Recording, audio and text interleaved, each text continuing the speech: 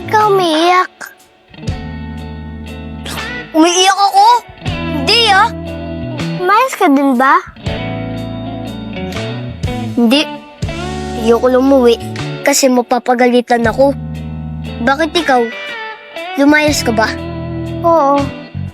Anong pangalan mo? Juan, ikaw? Rosario. Ang pangit naman ng pangalan mo. Pang matanda. Lalo ka na pang lolo. Bakit ka lumayas? May nalaman kasi ako. Narinig ko sa usapan ni na tatay at tita ko. Na ano? Ampun lang nila ako. Eh ba't masama loob mo? Ako din naman na ampon. Pero okay lang ako. Mahal ako ni Father Sito. Basta, matagal ko na pakiramdam na iba ako sa kanila. Sige, alis na ako. Teka, saan ka pupunta? Maglalayas nga ako, di ba? Mag-isa ka lang? Oo. Sige ah. Teka, hintay! Uy! Teka, hintay! Oh, bakit ka sumama sa akin? Akala ko hindi ka maglalayas. Hindi nga. Pero, hindi kita pwedeng pabiyang mag-isa dito.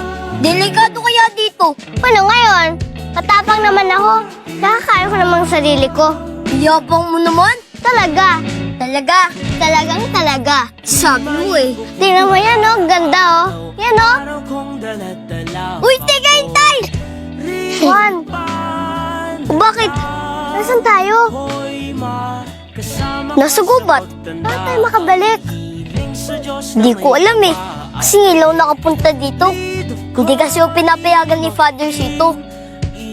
Ganda pala dito, no? Maganda. Ang dilim-dilim kaya dito. Hindi ka ba natatakot? Siguro may mga aswang dito. Sus, huwag kang matakot. Andito naman yung restback natin eh. Si Bossing. Sino? Si Bossing. Yung restback natin. Teka lang ah.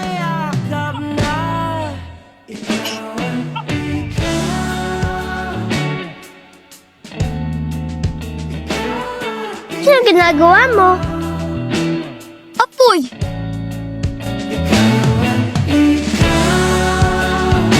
Tingin nila lahat sa akin, salbahe ako.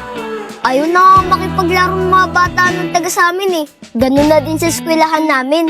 Ba't di ka magpakabait? Gusto kong magpakabait, kaso walang naniniwala sa akin eh. Si Father Sito lang.